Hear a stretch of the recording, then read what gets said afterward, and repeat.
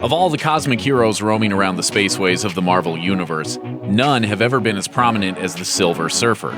Created by Jack Kirby in the pages of Fantastic Four, he made his first appearance as the herald of the world-devouring Galactus and would grow to become one of the biggest cult favorites on Marvel's roster.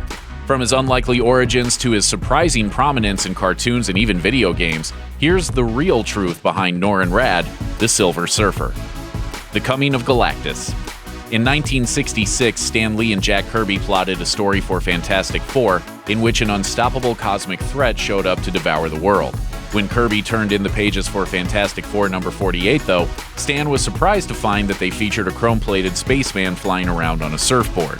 Kirby explained that Galactus was such a big deal that he needed a herald to announce his presence, and since surfing was all over pop culture in the 60s, from the Beach Boys to Batman, his new character wound up on a cosmic surfboard. Surfing's not a sport, it's a way of life. Lee was initially wary of adding something so weird into the middle of a high-stakes superhero drama, but it worked.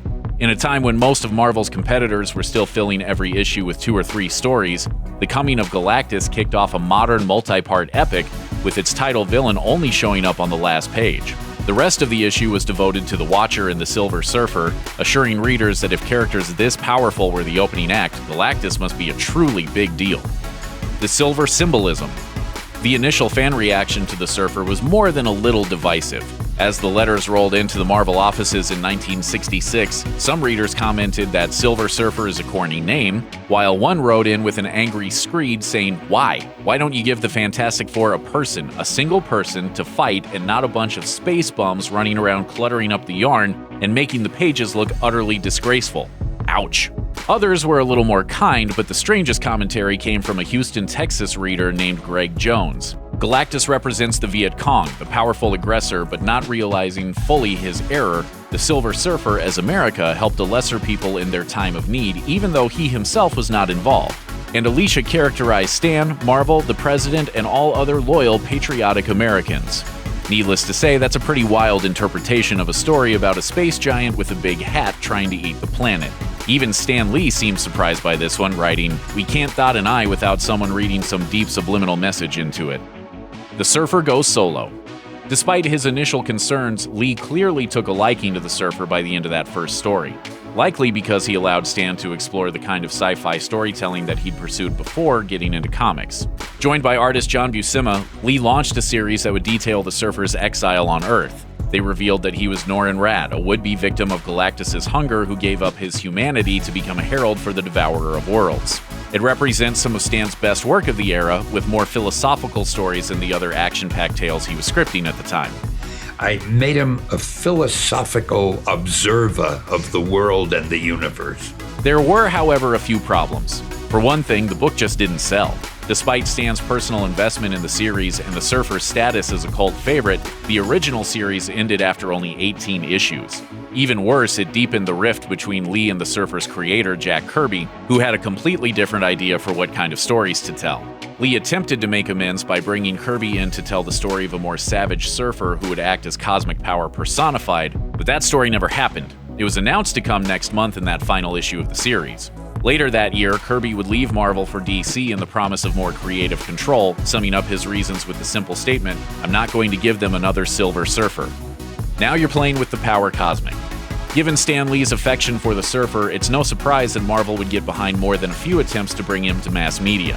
There was a well-received but short-lived cartoon in 1998, but in 1990, the Surfer made his video game debut on the Nintendo Entertainment System. To give you an idea of where he ranked, the only other Marvel games on the NES at the time starred the X-Men and the Punisher, 2 of the most popular franchises of the era.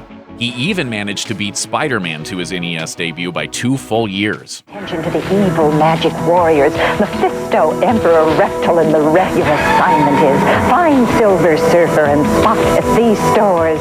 Unfortunately, being early doesn't always mean being great. While it boasted some pretty incredible graphics and a killer soundtrack, Silver Surfer is mostly remembered for a staggering difficulty level that kept almost everyone who played it from actually beating the game.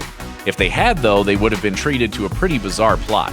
Dispatched on a mission of cosmic importance by Galactus, the Silver Surfer faces foes like Mephisto and Firelord. The final boss, though, is Mr. Sinister, an X-Men foe with no real connection to the cosmic side of the Marvel Universe, who is depicted as a 15-foot-tall purple Hulk with a handgun and a pair of white go-go boots. Maybe it's for the best that nobody ever got to see him. Through you, I shall give birth to the future. Okay, weirdo. The cinematic rise and fall of the Silver Surfer. In 1979, after Superman had become a massive box office success, Hollywood was suddenly very interested in superhero movies. In an attempt to get Marvel a foothold in the film industry, Stan Lee spent a year in Los Angeles shopping around various projects, including a Silver Surfer pitch. It was picked up, too, but despite being assigned a respectable $25 million budget and having Olivia Newton-John attached to star, the Surfer never managed to escape to the big screen. 28 years later, he'd finally make it thanks to 2007's Fantastic Four: Rise of the Silver Surfer. As the title implies, there were hints at plans to spin the Skyrider of the Spaceways off into his own big screen adventure. Unfortunately, that film's failure at the box office put an end to that, and to plans for a third FF movie that would have potentially involved the Skrulls and the Inhumans showing up. In 2015, Marvel's first family was rebooted with another movie that landed with an even more resounding thud, managing to perform even worse than its predecessors. It's clobbering time. But with 35 years of Marvel trying to bring the Surfer to the big screen, it's easy to look at Rise of the Silver Surfer as a mere setback rather than the final nail in the coffin. The success of cosmic-focused films like Guardians of the Galaxy and the Surfer's prominence in stories like the original Infinity Gauntlet mean that it's not too unlikely that we'll see Norrin Radd surfing his way into the MCU. Someday. Dedicated fans are waiting. Thanks for watching. Click the looper icon to subscribe to our YouTube channel, plus check out all this cool stuff we know you'll love too.